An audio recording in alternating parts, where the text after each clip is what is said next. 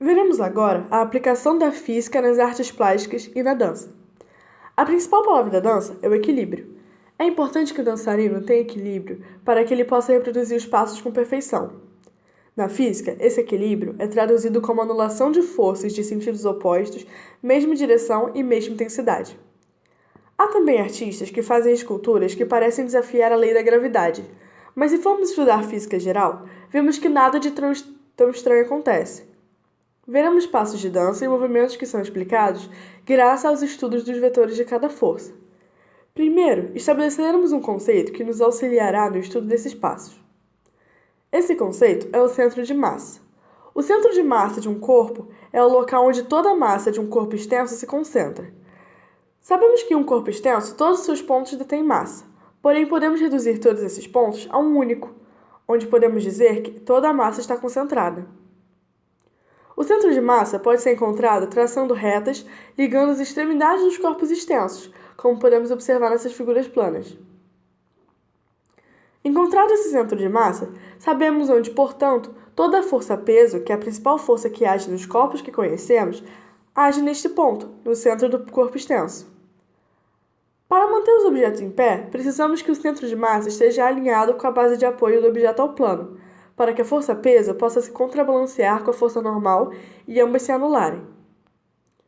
No homem, o centro de massa está localizado na área do umbigo. Ao ficarmos em pé com os pés juntos, a força-peso que nós exercemos devido à aceleração da gravidade está alinhada com os nossos pés. Quando nos posicionamos com os pés afastados, os nossos pés formam uma base de apoio extensa, onde o nosso peso está localizado. Ao levantarmos um pé, como o esquerdo, por exemplo, reduzimos nossa base de apoio para o pé direito, e como agora nosso centro de massa não encontra-se alinhado com a base de apoio, nós caímos. Agora falaremos sobre as aplicações desses dois conceitos na dança e nas artes, como, por exemplo, algumas esculturas que são feitas com pedras e ficam em posições estranhas.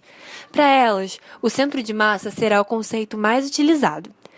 Parecem até surreais e que desafiam a gravidade, mas ao traçar as linhas que ligam as extremidades dessas pedras, vemos que o seu centro de massa fica alinhado com a base de apoio, como por exemplo na pedra de baixo.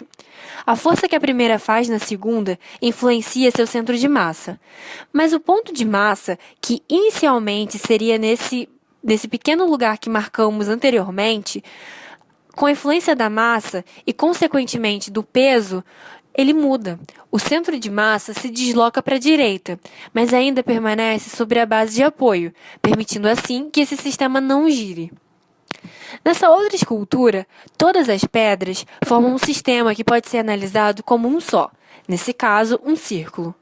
Mas também podemos analisar o caso de cada uma dessas pedras, assim como fazemos com o nosso corpo, que é um aglomerado de membros, mas que para facilitar tratamos como um só. Sendo assim, analisaremos o círculo, onde o centro de massa se encontra no centro do círculo. Esse centro de massa se alinha com a base de apoio, que é a primeira pedra que está em contato com o chão, permitindo assim que o sistema se encontre em equilíbrio. Veremos agora as aplicações da física na dança. Para a realização de um salto, como vemos na imagem, o centro de massa também é utilizado. É ele que realiza a trajetória parabólica de um lançamento oblíquo.